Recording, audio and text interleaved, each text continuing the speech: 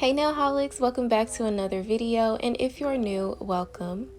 In today's video, I'm going to be working on two different sets of press-on nails today. They're going to be custom sets for my two close friends.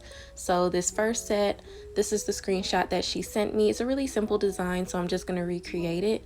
And I'm also going to explain to you guys why I no longer offer custom press-on nails to the public. So I only do customs for close friends now, and the reason is because they are my guinea pigs. At the end of the day, they give me their honest feedback. We all have different lifestyles, and so it's really helpful when I'm testing out new products or a new technique. It's great to have their feedback, and they tell me the truth, they tell me how it is. Now this friend right here that I'm doing the nails for, she was actually the first person that I ever did a full set of acrylics on. I think it was like a white French tip, like the white tip, and then we had like the clear acrylic over it. And she came back to class next day because we had cosmetology school together. She came back to class the next day and was like, girl, all the nails came off. And so I would practice on her all the time. I practiced on her and the other friend that I'm doing the second set of nails in this video for. I would practice on both of them, and we would, all try new products together, and it was really helpful for me. So these friends were there before Nailholics Studio was even a thing, and they were there at the beginning of it. And so when I started really getting into press-on nails, it was really helpful to have them, wear the nails for me and help me try out, more products all at once. So I was able to get results a lot faster. And also we had different lifestyles. I remember my cosmetology teacher telling me that having nails is a lifestyle. And at the time I didn't understand what she meant. I was like, what? A lifestyle? And I just kind of brushed it off. But now I understand what she was trying to tell me. If you have a client that really doesn't have a lot to do, they are fortunate to have a really relaxed and chilled lifestyle. When it's time to get a refill, their nails are still going to look really good. There's not going to be a lot of damage. But if you have someone that is, dealing with small children, or they work with their hands a lot,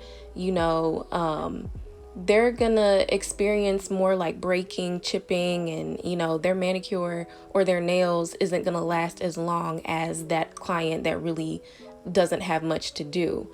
And a lot of clients that would want those extra long nails, if you work in a factory where you're using your hands a lot, it's really not practical to have those long nails. You're gonna experience a lot of breakage and pain because you're working with your hands. Having those long nails, it really is a lifestyle.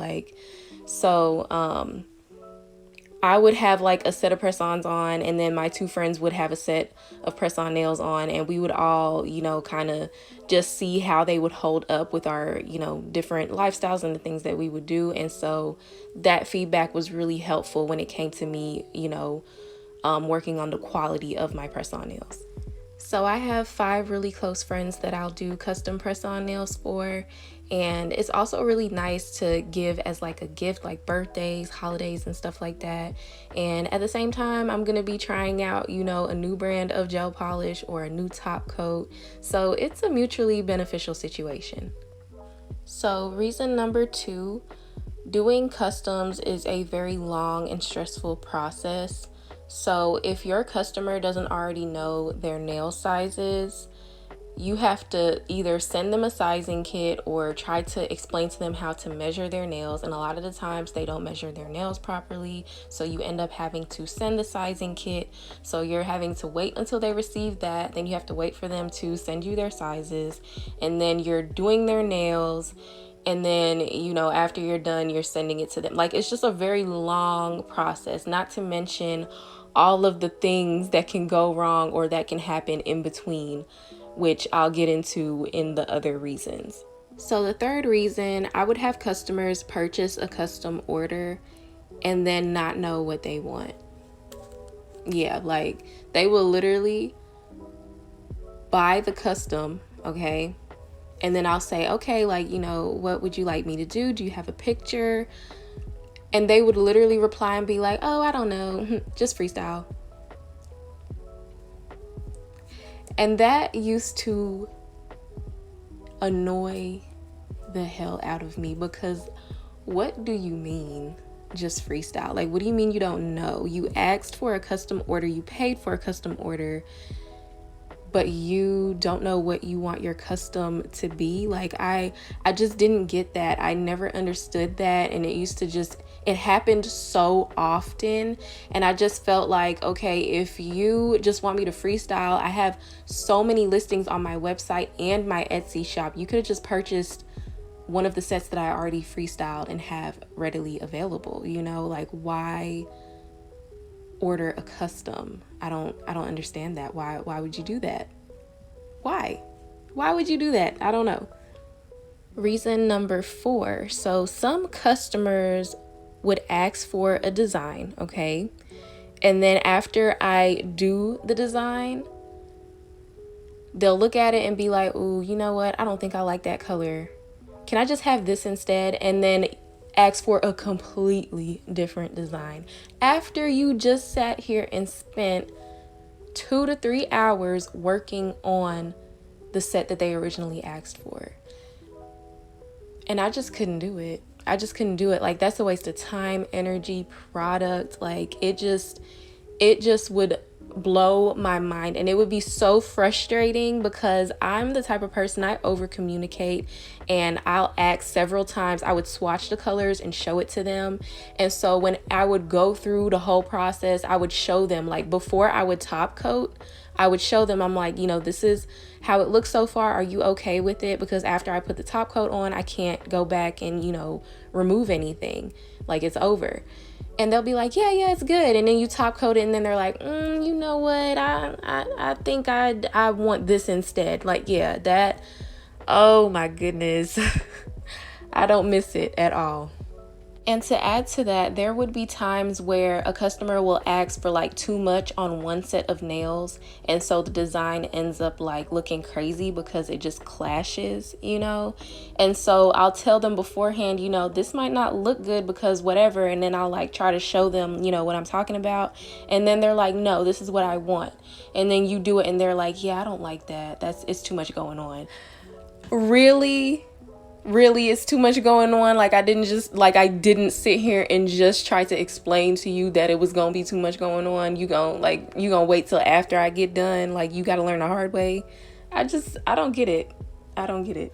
So before I continue, I'm gonna talk to you guys a little bit about the set that I'm working on right now. So this set is for my other friend who I also went to cosmetology school with. She was the first person that I ever did an acrylic fill-in on, and she was also the first person that I ever did a full set of builder gel nails on, and that was when the builder gel was like starting to become really popular. And she was also my model for the very first nail competition that I ever did, and we actually ended up winning, and I was so shocked because I was still so new at doing nails, but it was really fun, it was really exciting. And she's also that friend that was into like the bling, she liked longer nails, she was into the nail art, so it was really fun to do her nails.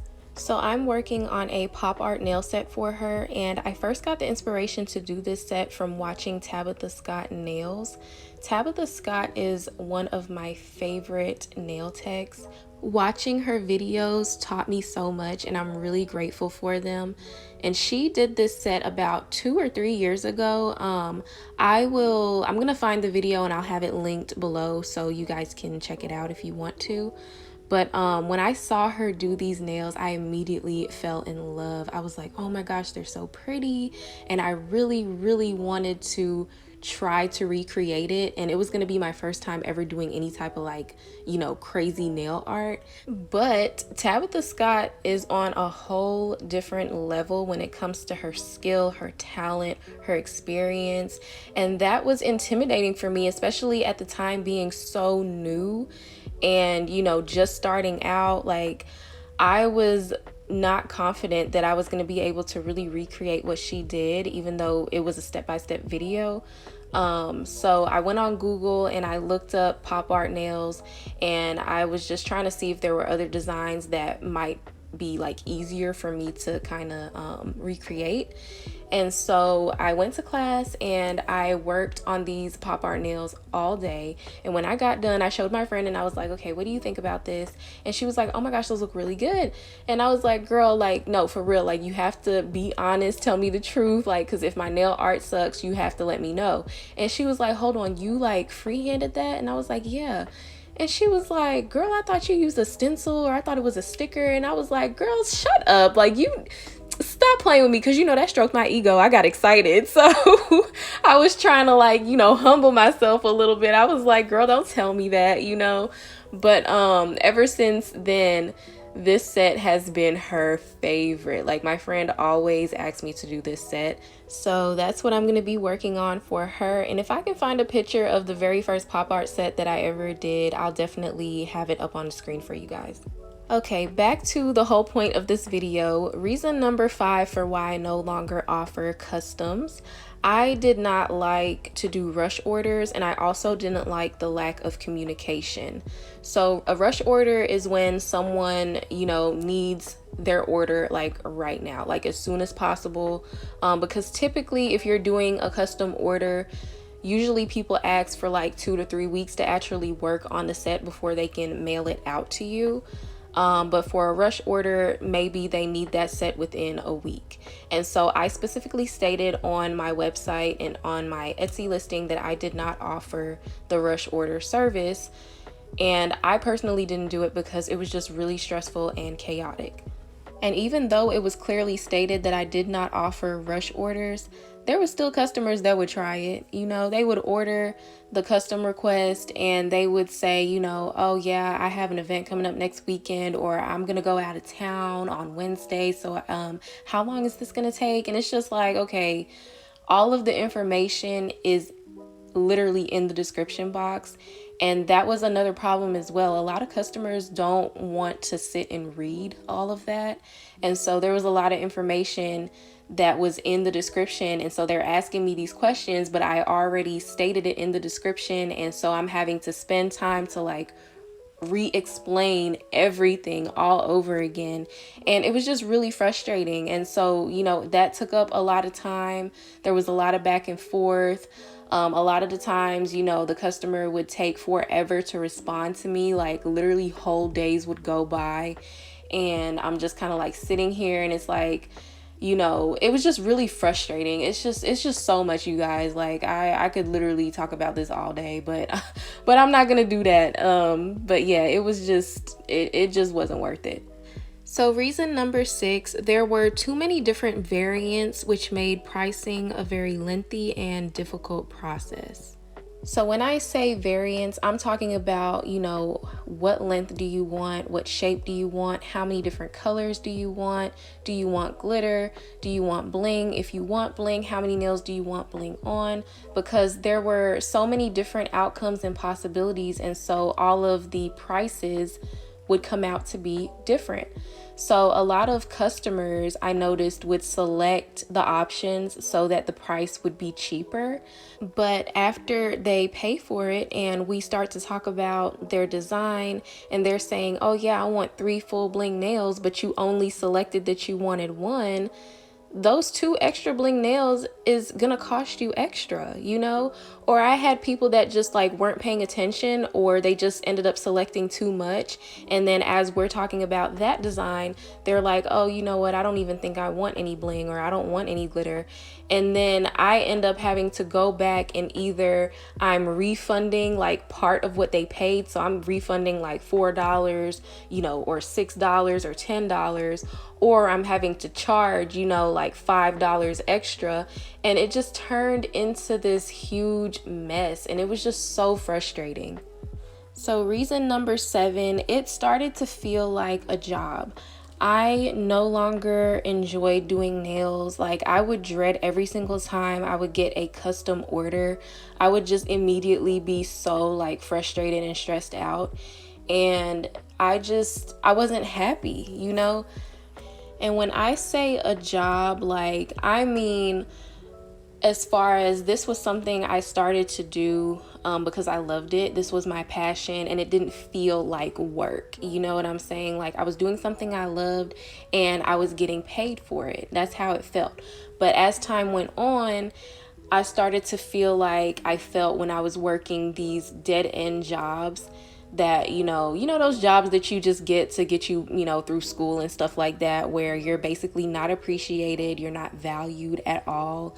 The work that you do doesn't count for anything. Like that's how I started to feel. And it was just so crazy because I'm like, this is supposed to be my business. This is something that I started, and I just started to feel like I didn't want to do this anymore. I didn't want to do nails anymore. Like I just never wanted to see another bottle of gel polish. And I didn't like that, So that was when I realized that something had to change. And finally, reason number 8, it was not profitable. So after everything was all said and done and everything that I stated, at the end of it, I really wasn't making any money. And part of the reason was because I was undercharging myself. At the time, I really didn't know how much was appropriate to charge. And, press-on nails, a lot of the times people think about, the ones that you get from like Walmart or the dollar store. And so a lot of people were kind of like nervous about getting them. And so I felt like I couldn't charge as much as I really wanted to, even though it would take me 2 to 3 hours to complete one set. And even to this day, where I'm a lot better, like as far as my skills and stuff, it still takes me a really long time depending on what I'm doing. So I was undercharging myself a lot. And then, the issues with the customers not selecting the right options or changing their mind last minute, and me having to go in and adjust pricing and refund part of what they paid for, like that was frustrating, and I was losing money with that. And it was just a whole lot of work, time, and stress for pennies. At the end of the day, like I was barely breaking even, especially when I would complete a whole set and I'd have those customers that would, decide that they want something completely different. I was wasting product and it just wasn't worth it. And so that's what led me to the decision to just not offer the custom press-on nails anymore. And I'm not saying that, if you're starting a press-on nail business and you would prefer to do custom sizes, that it's not going to work for you. And I don't want this to like scare anybody off or discourage anyone. This is just me sharing my experience, and I'm just explaining why it didn't work for me. In my situation, the cons outweighed the pros, and I knew that I wasn't going to be able to have a successful business if I continued to offer the custom press-on nails. And I would see a lot of press-on nail businesses that would have to close down their website for like a whole month just to catch up on orders. And I just knew that I was not going to be able to survive like that, And there's a couple of people that will only take like a certain amount of orders per month. And, it just wasn't how I wanted to do things. And, doing a full set of 20 nails is just easier for me. But it might not be for you, like it might be easier for you to just do customs. And, there were customers that knew exactly what they wanted, and they would, send me a picture and say, look, I want exactly what's on this picture. And when I would get those customers, it would be smooth, but those customers for me were very far and few in between. And I mostly got customers that wanted the absolute most, and they made things very, very difficult for me. Or I would get customers that just didn't know what they wanted at all. So it was just really hard, you guys. It was really hard. And Nailholic Studio almost didn't make it, okay? For real. Like I was so ready to just shut everything down. But I'm a lot happier now. I do full sets of 20. I'm able to, have creative freedom. I just make the set, I put it up. If someone likes it, they buy it, and I ship it out, And if you want me to do a video where I talk about how I changed up the way that I do my business and how it's been better, then I can definitely do that and go into detail for you guys. But I'm a lot happier. And I think that, not offering the customs was the best decision that I ever made for my sanity.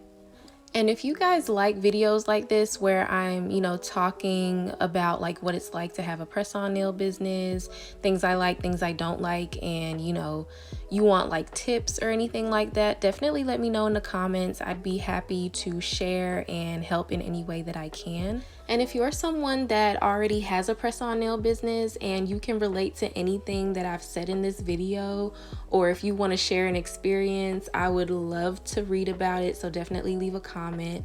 I'm always open to any type of feedback and also any advice as well. But this is how the sets turned out, you guys. And I forgot to mention, on this pop art set, my friend always likes to have her thumbs short because she needs to be able to get her baby out of the car seat, and so I always give her short thumbs. And so this is how her set turned out. It's really, really cute. And then here is my other friend's set. It turned out so pretty. What do you guys think? Like, did I do a good job? I'm gonna put up the screenshot of what she asked me for again. Let me know in the comments if you think that I did a good job on that set. But that's it for today's video, you guys. Thank you so much for watching. If you liked the video, please give me a thumbs up and don't forget to subscribe.